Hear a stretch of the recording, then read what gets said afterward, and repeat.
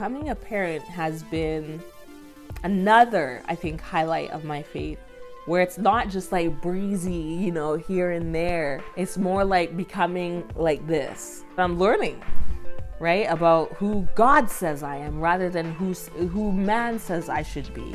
Or it's like, I don't want to take those things on, even though it's tempting because of my flesh. I think about motherhood and how people are like, oh, I don't want motherhood to be my identity. But I'm like, man, let it be. If this is something that the Lord is wanting me to embrace, then I am a mother. I am a wife, I am a mother, and I am a child of God. I don't want to run away from these things, and these things shouldn't also burden me, because children are a blessing from God. And so it's not a burden. It's exhausting, and it's tiring, and it's sometimes really frustrating.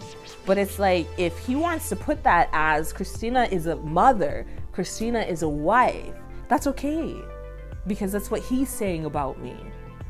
And it's a beautiful thing. That's in intimacy with the Lord. It's different. Intimacy has changed because it's not just me and him, but it's me and this family that the Lord has given me. And to be okay with the change. I think that's the hardest part that I've had a problem with, is the change of like, man, Lord, I long just to be with you. You know, and he's like, you are with me. And you get to be with me while you are with your family. You know, these are the gifts that I've given you. This is your inheritance. So pour into them, you know, and be intimate with them, because as you are pouring into them, they are going to want me, and to not lose heart, you know, because he says he has overcome the world.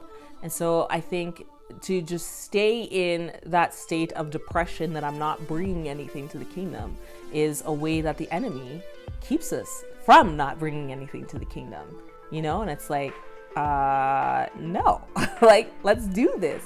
And the kind of encouragement that I would give to mothers who are struggling to feel like they're not giving anything to the kingdom is to basically like repent, you know, and start again. That's something that the Lord challenged me with, where I was lamenting. Finally, he's like, just repent and start again. I think even meeting up with like-minded believers is huge as well. Like, I have a good couple groups of friends who challenge me in just how I pursue the Lord, to be grateful for what he's doing in our home.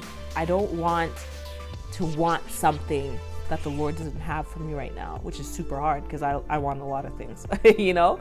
I'd like to travel, I'd like to do a whole bunch of things. And I think that the Lord is he just keeps molding me, and he just keeps taking out the immaturity, and he's saying, like, be grounded fully.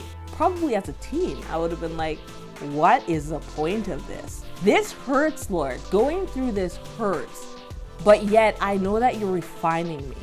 And I repeat things in my head, the truths in my head, so that when I'm afraid, those truths come back, especially at nighttime. I sometimes can be like super afraid.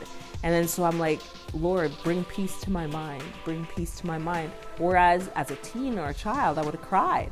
And I've been like, oh my goodness, this is so scary. Where are you, God? But I'm like, no, God is here. So bring peace to my mind, bring these truths to my mind so that I'm not afraid.